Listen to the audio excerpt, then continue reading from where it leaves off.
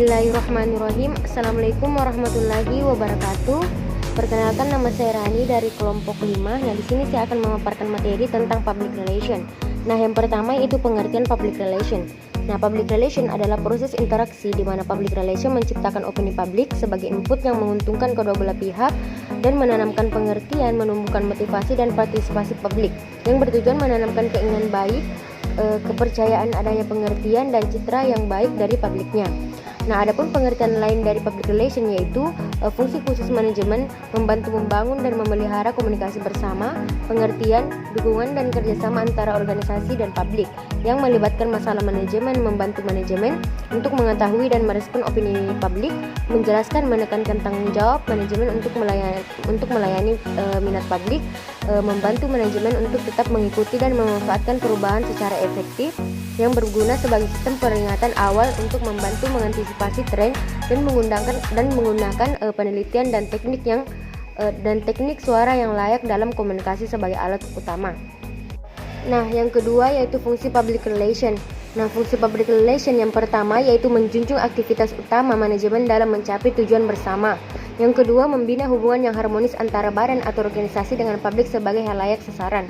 Yang ketiga, mengidentifikasi yang menyangkut opini, persepsi, dan tanggapan masyarakat terhadap badan atau organisasi yang diwakilinya atau sebaliknya. Yang keempat, melayani keinginan publiknya dan memberikan sumbangan sasaran kepada pimpinan manajemen demi untuk tujuan dan manfaat bersama. Nah, adapun menurut Edward Lee Bernay dalam bukunya Public Relation terdapat 3 fungsi utama, yaitu yang pertama, memberikan penerangan kepada masyarakat, yang kedua, melakukan persesuaian untuk mengubah sikap dan perbuatan masyarakat secara langsung, yang ketiga, berupaya untuk mengintegrasi sikap dan perbuatan masyarakat atau sebaliknya. Nah, yang ketiga yaitu tujuan public relation. Nah, tujuan public relation terdapat beberapa pendapat ahli seperti menurut Frank Jenkins di dalam bukunya Public Relation yang mengatakan bahwa tujuan dari public relation adalah untuk meningkatkan favorable image atau citra yang baik dan mengurangi atau mengikis habis sama sekali unfavorable image atau citra yang buruk terhadap organisasi tersebut. Nah, sedangkan menurut Marshall, tujuan public relation terbagi menjadi 2, yaitu yang pertama secara positif dan secara defensif. Nah, secara positif yaitu berusaha untuk mendapatkan dan menambah penilaian dan goodwill suatu organisasi atau badan. Sedangkan secara defensif yaitu berusaha untuk membela diri terhadap pandangan masyarakat yang bernada negatif bila mana diserang dan serangan itu kurang wajar. Nah, jadi yang keempat yaitu kegiatan public relation. Kegiatan public relation adalah sebagai perwakilan perusahaan untuk berhubungan dengan pihak eksternal perusahaan, menghadapi masalah atau rumor yang menimpa perusahaan, membangun hubungan yang baik dengan pihak internal maupun eksternal perusahaan. Nah, kegiatan public relation tidak hanya terbatas dalam hal ini.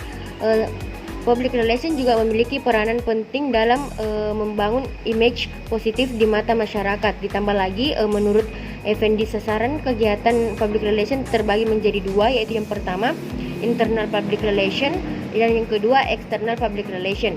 Nah, yang dimaksud dengan internal public relation adalah orang-orang yang berada atau tercangkup oleh lembaga atau instansi, seluruh pegawai mulai dari staf sampai karyawan bawahan.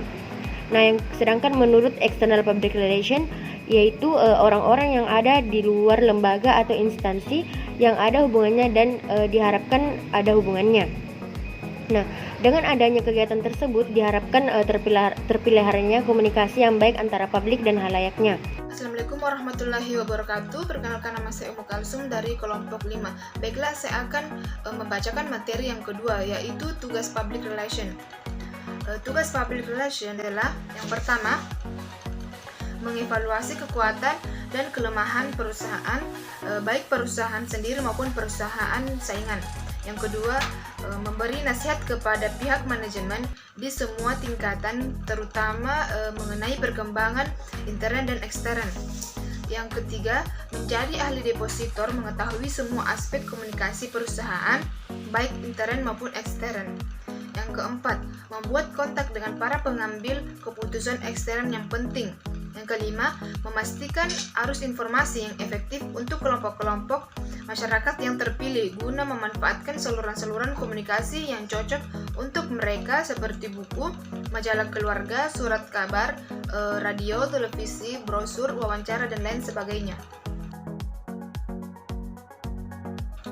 Peran public relation. Ada 4 peran yang dapat dimainkan oleh public relation, yaitu yang pertama, interpreter atau in the middle, yaitu public relation berperan sebagai sumber antara manajemen dengan publik internal maupun eksternal. Yang kedua, lubrikat. Dalam menciptakan hubungan internal yang harmonis dan efisien, seorang public relation berperan sebagai pelumas atau pelicin. Yang ketiga, pemonitoring dan pengevaluasi. Seorang public relation berperan untuk mengantisipasi setiap perubahan yang mungkin saja berdampak negatif terhadap organisasi. Yang keempat, komunikasi. Seorang public relation harus mampu menggunakan teknik-teknik komunikasi yang efektif kepada publik internal maupun eksternal untuk terciptanya saling pengertian. Media public relation. Dalam menjalankan tugasnya, seorang public relation membutuhkan media sebagai alat pendukung untuk terciptanya komunikasi atau penyampaian pesan yang efektif. Media yang dapat digunakan seorang public relation dibedakan menjadi 2, yaitu the printed word atau kata-kata tercetak. Kata-kata tercetak ini meliputi yang pertama majalah, yang kedua booklets dan pamphlets, yang ketiga pedoman, yang keempat institusional, booklets, yang kelima surat-surat dan buletin, yang keenam papan pengumuman, poster, papan reklam, yang terakhir iklan. The spoken word atau kata-kata lisan. Kata-kata tercetak ini meliputi 1. Rapat-rapat pertemuan konferensi, 2. Degrapevine atau desas-desus, yang ketiga the image, keempat televisi, yang kelima pameran, yang keenam sandiwara, wayang, komunikasi tradisional. Etika public relation. Istilah etika sering disamakan dengan filsafat moral atau kesusilaan. Sebagai disiplin ilmu, etika merupakan cabang filsafat yang mempelajari pandangan-pandangan dan persoalan yang berhubungan dengan masalah kesusilaan. Sasaran etika adalah moralitas, yaitu agar individu dapat membedakan mana yang benar dan salah, adil dan tidak adil, kejujuran dan kebohongan. Beberapa contoh etika seseorang public relation antara lain: yang pertama, menjaga citra dan nama baik perusahaan.